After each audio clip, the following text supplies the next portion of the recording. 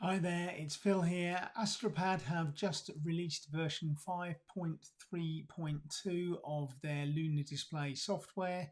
This is a update for the main screen as well as the secondary screen if you're using it to display on a secondary Mac. I use mine for displaying on an old iMac 27-inch, which is the area that I'm specializing in for this video. So if you're using Luna Display to extend your screen to an iPad or something like that, that works as well. The update is still there, but I just wanted to go through a couple of the new features or the new things that are shown in the latest update. So let's go and have a look at the screen now. So here we have the up-to-date setting. It says Luna Display 5.3.2, so that's hopefully relevant there. I'll just click off of that. If you're already using a Luna Display, then this looks like the usual setup. You can decide whether you want the secondary display to be on the left or the right of your main screen. I've got it on the right selected there. Or of course you can customize it. If you click on the custom button, it will open up your display preferences on your Mac and allow you to place the secondary display anywhere up or down, below, left, right of your main screen. But one of the changes that you might see here now is that we've now got listed that I'm using the Ethernet connection. This never really showed before. It used to just say wired, but if you click on it, it then goes into a mode that says preferred wireless connection, and you can select if you want to go wirelessly, whether you're using a Wi-Fi or peer-to-peer. Now the fact that I'm using Ethernet kind of makes this irrelevant, and it does say here wired connection is preferred when available, so keep that in mind. But I could simply switch to peer-to-peer if I wanted to, or to Wi-Fi, and the system would then if I was in the wireless connections, and I'll show you how to get to that, we would be able to go for that. But at the moment I'm Ethernet, and that Ethernet connection simply means that my main is connected to my router with an Ethernet cable, and my secondary screen, which is my iMac 27-inch, that iMac is also connected via Ethernet to the router. So there's a network link between the two, and that is definitely the recommended way to use it, and will ensure the fastest possible low latency mode for displaying. However, let's have a look at some of the other options that are in the preferences area. So I'll just bring the preferences over. In fact, what I'll try and do is bring these two next to one another so you can actually have a look and see. So here we now have the preferences dialog box just to the left hand side of the main Luna Display settings, and first thing that you see is it says connectivity. You can show the manual connection option in the home screen if you want to.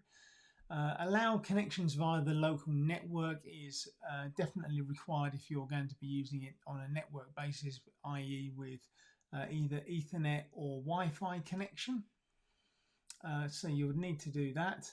And then you can allow peer-to-peer connections, and it says this also includes USB for Mac-to-Mac mode. So Mac-to-Mac mode is what we're using here, where I'm using, in my case, an M1 Mac Studio and a screen that's connected to that, which is my main screen, and then I'm using the secondary, my old iMac 27-inch as a secondary screen. So this is what Mac-to-Mac mode is called.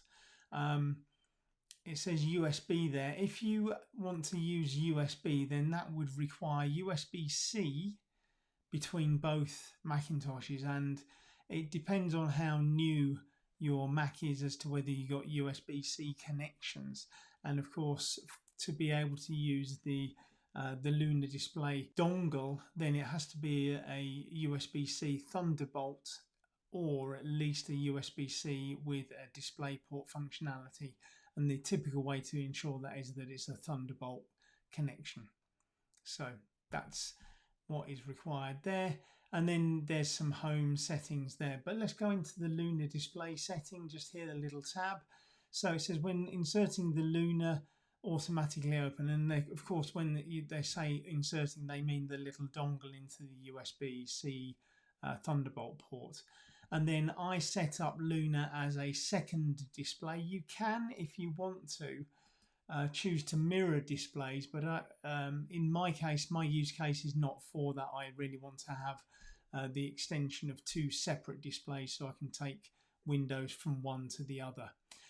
There's a play sound, and then you've got maximum resolution. One of the questions I'm asked regularly is, will it display 4K or 5K? And here it says that it will display 4K or 5K. Of course, your original Mac needs to be able to support the 4K or the 5K resolution, and of course your screen that you're going to be using needs to support 4K or 5K. So if you had a 5K iMac, for instance, then it would very happily give you that resolution from your primary machine. So in terms of primary machines, I'm talking about MacBook Pros with USB-C Thunderbolt ports, Mac Minis, or of course Mac Studios, and they can be M1s or M2s. And in my 16-inch Intel MacBook Pro has Thunderbolt out, and it would work as well in this situation. You can select a maximum refresh rate if you want to. I leave both of those on automatic. It works fine for me. The next thing that you can have a look at is if you want to use your Mac to the iPad and put it into teleprompter mode. I don't use the teleprompter myself. This is all off the cuff. But you could use an iPad as a monitor for your screen and your teleprompter software, and then invert it if you wanted to.